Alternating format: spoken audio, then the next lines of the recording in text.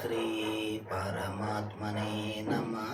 कण कणों में, चराचरों में, बाहर और भीतर अंतर्यामी रूप से विराजमान हुआ परम पुरुष परमात्मा में प्रणाम कर रहा। विषय यह है, गृहस्थ में हम रहते हुए और परमात्मा को किस प्रकार अनुभूति हो सकता है या नहीं है, हो सकता है, और इस विषय पर हम चर्चा करना चाह रहे हैं। इसी विषय के अंतर्गत जो 5000 साल के प्राचीन ग्रंथों में उल्लेख है, आपने देखा है, रमण महर्षि को सुना है, जय कृष्णमूर्ति सुना है, वो सो रजनी सुना है, बुद्ध को देखा है, ये जो कबीर को देखा है और नानक को देखा है।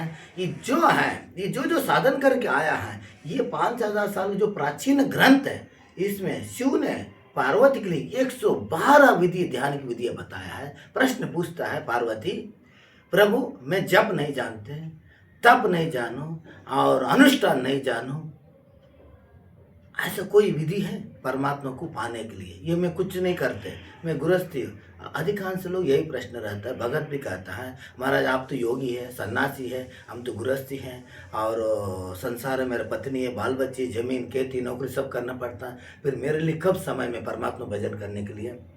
और ऐसा पूछने पर जब शिव जी बताता है, हे देवी ऐसे आप कुछ जानने की आवश्यकता नहीं है, ना मंत्र करने की आवश्यकता है, ना जप की है, ना साधन की है, गृहस्थी में रहते हुए भी आप परमात्मा का अनुभूति हो सकता है। इसी के बारे में धीरे से, ऐसा ही विज्ञान भैरव तंत्र में ऐसा एक भी विधि नहीं है, मेरे लिए नहीं है, आपके लिए नहीं है।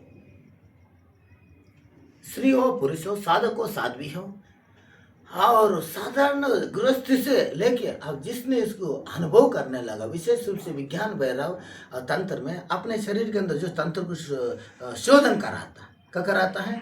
गीता अपने मोह को, संशय को मिटाता है, और जो अष्टोकर गीता और जो है उसी को ब्रह्म को तोड़ देता है। अष्टोकर गीता में और राजा जनक के प्रति जो भी संवाद है, जो ब्रह्म ज्ञान के संवाद है, ये आत्मज्ञान की सीधा बोध देता है। ना तो आप जप मत करो और योग मत करो, क्रिया मत करो, केवल देखना शुरू कर दो। अब हम लोग इसमें देखे गए तो 5000 साल प्राचीन ग्रंथ विज्ञान भैरव में देखा, विज्ञान भैरव में शिव जी बताता है, तुम गृहस्थ में रहते हुए भी केवल देखना शुरू कर दो।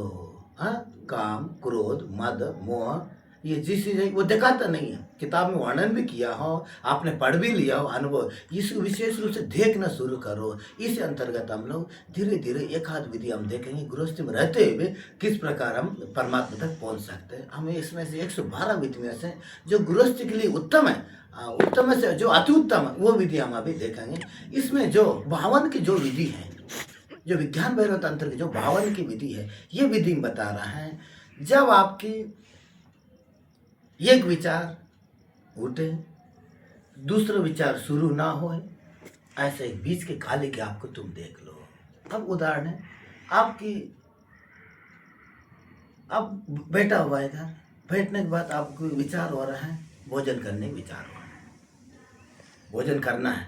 अब दूसरा विचार आया नहीं है, भोजन करके मैं सोना चाह रहा हूँ, वो विचार आया नहीं। जो उस खाली गैप है, वो जगह है, वो उसमें आप स्थित हो जाओ, उसमें आप स्थित हो जाओ। मानो काली गैप होता है हर एक व्यक्ति। अब इसी प्रकार हम सांस ले रहे हैं, छोड़ रहे हैं, सांस ले रहे हैं, छोड़ रहे हैं, और ये जो एक रिक्त जगह होता है, एक बार हमने पूरा सांस पूरा तरह शरीर में ले लिया, और लेने के बाद बाहर छोड़ने के लिए एक क्षण के लिए ऐसे एक क्षण आता है, एक मोड़ आता है।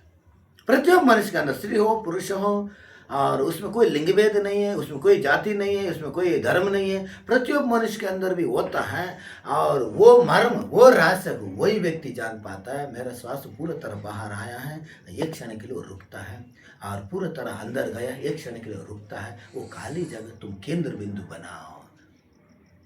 अभ्यास 5 से लेकर 10 मिनट तक अभ्यास रहो। आप गृहस्थ हो, विरक्त हो, इससे कोई लेने देने नहीं। आप बस निर्णय करो, मैं भी करना चाह रहा हूँ। अब 10 मिनट के लिए अपने घर में कर, विशेष रूप से रात्रि टाइम की विशेष माना जाता है। क्यों है? रात्रि टाइम आपके पास कोई रहता नहीं है, विश्राम कर रहा है, विश्राम करते केवल देखो, सांस आ रहा है, जा रहा है, एक जगह खाली अपन हो। धीरे धीरे आप देखना शुरू करता है। कोई मंत्र की मत जोड़ो और विश्लेषण मत करो, और सांस को पकड़ना जबरदस्ती मत करो, और प्राणायाम भी कुछ मत करो, शांति से देखते रहो। साक्षी बन के देखते रहो। वो सांस आ रहे जा रहे, आ रहे जा रहे, आ रहे जा रहे, केवल ऐसे तुम देखते देखते एक दिन, 1 महीना, 2 महीने, 3 महीने के बाद धीरे से आपके मन जैसे जैसे विचलित हो रहा है, धीरे धीरे आपकी शांति मिलने लग जाता है और आपके समय के बहुत धीरे धीरे कम होने लग जाता है। अब मैं कर रहा हूँ, मैं करता हूँ, मैं भोगता हूँ, जो मैं कर्तव्य बन के धीरे धीरे मैं की लय होने लग जाता। मैं माने अहंकार, अहंकार धीरे धीरे नष्ट होने, जैसे जैसे अहंकार आपका लय होने लगा, आपकी जो आपकी स्वयं स्वरूप है, जो आपको पहले से आप शुद्ध और चेतन है, ऐसा आपके अंदर से प्रश्न उत्पन्न होता है, मैं कौन हूँ, स्वयं से उत्पन्न होता है। फिर हमने तुमने सुना नहीं, किसी से सुन भी लिया और किसी ने बता दिया तुम तो चेतन हो, इससे कुछ काम नहीं बनता। आपके अंदर प्रश्न भी उत्पन्न होने चाहिए, आपके अंदर उत्तर भी स्वयं ही उत्पन्न होना चाहिए, तभी समझना वही उत्तर है, प्रश्न वही उत्तर। किसी ने बोल भी लिया, स्वीकार बिल्कुल मत करो, जब तक आपको अन्वेषण करे ना, आप आपने शोधन नहीं किया, शोधन करो, शोधन करो। बहुत सरल विधि है, विज्ञान वेदो तंत्र, एक एक विधि बहुत से 5-10 साल आज तक बहुत से लोग बुद्धिमान इनके करके आया हुआ है, लेकिन आपने कहा है विशेष रूप से हम जो ग्रंथों में देख रहे हैं, रामायण में, महाभारत में, वो सब चीज इधर ही लेके आता है अपने को घुमा के। ये केवल रास्ता है, मंजिल नहीं है। मंजिल तो आप तक पहुंचाने के एक उपाय है, मंजिल उपाय है।